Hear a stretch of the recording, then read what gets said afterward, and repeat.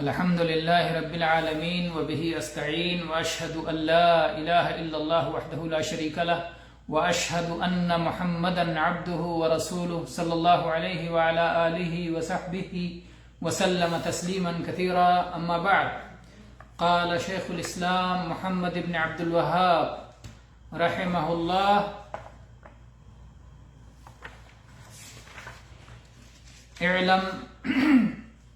اعلم رحمك الله أنه يجب علينا تعلم 4 مسائل.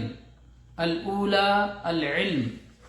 شیخ محمد بن عبد الوہاب رحمہ اللہ اپنے معروف رسالہ الاصول الثلاثہ میں فرماتے ہیں، اس بات کو خوب اچھی طرح جان لو، اللہ آپ پر رحم فرمائے، کہ 4 مسائل کا سیکھنا ہم پر فرض ہے، جس میں سے پہلا مسئلہ ہے علم.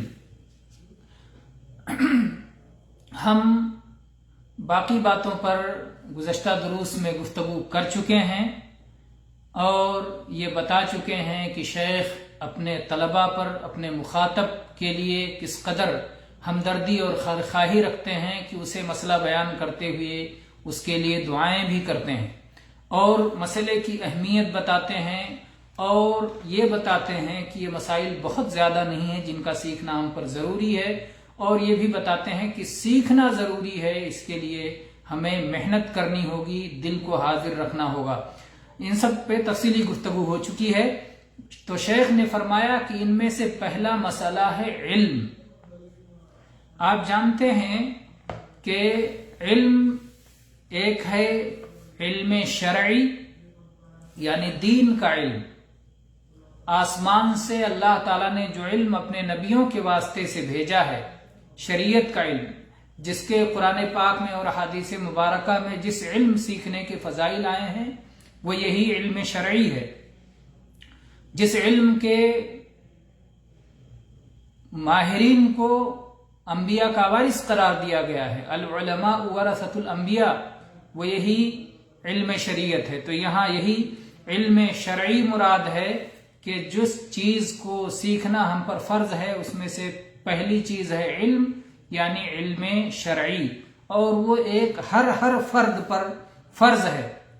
مثال کے طور پر ہمیں اشہد ان لا الہ الا اللہ واشہد ان محمد رسول اللہ، جو کلمہ جسے پڑھ کر کے مسلمان ہوتے ہیں، اس کلمے کو سیکھنا، اس کا معنی اور مطلب سیکھنا، اس کے تقاضوں کو سیکھنا، یہ ہم پر فرض ہے، کیونکہ اس کو جانے بغیر ہم مسلمان کیسے ہوں گے. اس کے بعد کلمہ جو اسلام کی پہلی بنیاد ہے، اس کے بعد 5 وقتہ صلاۃ ہم پر فرض ہے. تو پھر صلاۃ کے مسائل، اس کے لیے کیا شرطیں ہیں اور اس میں کیا ارکان ہیں اور کیا فرائض ہیں اور کس سے صلاۃ باطل ہو جائے گی، اور وہ سارے صلاۃ کے مسائل سیکھنا ضروری ہے. اسی طرح سے رمضان، جس کے پاس مال ہے اس کے لیے زکوٰۃ کے مسائل کو جاننا ضروری ہے، جو کہ اسلام کی تیسری بنیاد ہے. اور پھر رمضان کا مہینہ آئے، صوم کے مسائل سیکھنا ضروری ہے. اور جو صاحب مال ہے اور جس کے پاس مکہ تک پہنچنے کی استطاعت ہے، اس کے لیے حج کے مسائل سیکھنا ضروری ہے. تو وہ مسائل جو ہر شخص سے مطلوب ہیں، ان کے احکام اور ان کے طریقے اور اسلامی تعلیمات اس تعلق سے سیکھنا یہ فرض عین ہے. ہر شخص سے مطلوب ہے کہ ان کو سیکھے، اور اگر نہیں سیکھے گا، اس کے مطابق عمل نہیں کرے گا، تو پھر اس کی وجہ سے وہ گنہگار ہوگا. کوئی شخص ان مسائل کے نہ جاننے کی بنا پر، ان مسائل کی جہالت پر معذور نہیں مانا جائے گا. یہ اس کی ذمہ داری تھی کہ وہ سیکھتا اور اس کے مطابق عمل کرتا. اسی لیے اس کا نام اہل علم نے فرض عین قرار دیا ہے. لیکن جو مسائل ان سے زیادہ ہیں، جو ہر فرد سے مطلوب نہیں ہیں، جن مسائل کو اگر چند علماء جانیں اور باقی امت کو بتا دیں تو کافی ہو جائے گا. جیسے خرید و فروخت کے مسائل ہیں، نکاح کے مسائل ہیں، وقف کے مسائل ہیں، وصیت کے مسائل ہیں، میراث کے مسائل ہیں.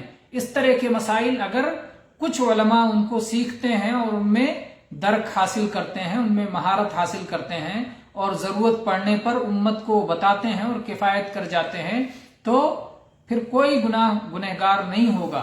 لیکن اگر کوئی بھی ان مسائل کو نہ سیکھے تو ظاہر بات ہے ساری امت گنہگار ہوگی. ایسے مسائل کے سیکھنے کو فرض کفایہ کہتے ہیں. تو گویا علم شرعی میں دو طرح کے علم ہوئے.